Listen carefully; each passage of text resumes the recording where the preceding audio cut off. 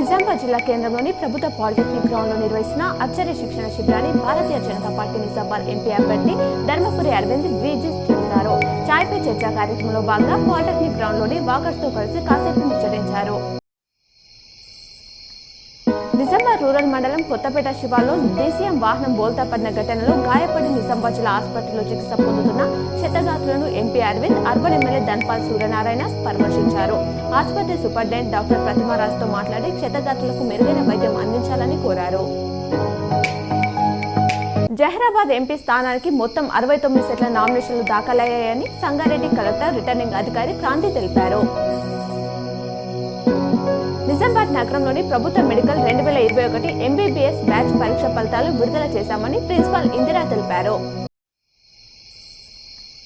Intermediate supplementary పరీక్షల fee గడువు మే 2వ తేదీ వరకు ఉందని జిల్లా ఇంటర్ విద్యాశాఖ అధికారి రవికుమార్ విద్యార్థులకు తెలిపారు. నిజామాబాద్ జిల్లాలో జరిగిన రోడ్డు ప్రమాదంపై మాజీ మంత్రి బాల్కొండ ఎమ్మెల్యే వేముల ప్రశాంత్ రెడ్డి దిగ్భ్రాంతి వ్యక్తం చేశారు. జిల్లా కేంద్రంలోని ఏరియా హాస్పిటల్లో చికిత్స పొందుతున్న వారిని పరామర్శించారు. ఎమ్మెల్సీ కవిత లిక్కర్ స్కామ్ కేసులో అరెస్ట్ అయిన విషయం తెలిసిందే. అయితే కవితకు త్వరగా బెయిల్ రావాలని కోరుతూ బోధనకు చెందిన శంకర్ అనే ఇద్దరు వ్యక్తులు కొండగట్టు ఆంజనేయ స్వామికి 116 కొబ్బరికాయలు కొట్టి మొక్కులు చెల్లించారు. అనంతరం స్వామివారికి ప్రత్యేక పూజలు చేశారు.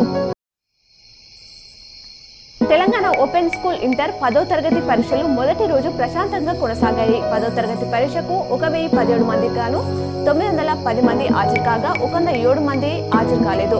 ఇంటర్లో 1490 మందికి గాను 1340 మంది హాజరు కాగా 150 మంది హాజరు కాలేదు. మధ్యాహ్నం నిర్వహించిన పరీక్షలో ఇంటర్ అరబిక్ పరీక్షకు గాను 23 మంది పరీక్షకు హాజరయ్యారు. రాష్ట్రాన్ని అకాల వర్షాలు వీడడం లేదు. ఈ నెల 28, 29, 30 తేదీల్లో వానలు కురుస్తాయని హైదరాబాద్ వాతావరణ కేంద్రం వెల్లడించింది. ఉరుములు మెరుపులతో పాటు గంటకు 30-40 కిలోమీటర్ల వేగంగా ఈదురుగాలులు వీస్తాయని పేర్కొంటూ ఎల్లో అలర్ట్ జారీ చేసింది. మరోవైపు మరో 5 రోజుల పాటు పలు జిల్లాల్లో వడగాలులు వీచే అవకాశం ఉందని చెప్పింది.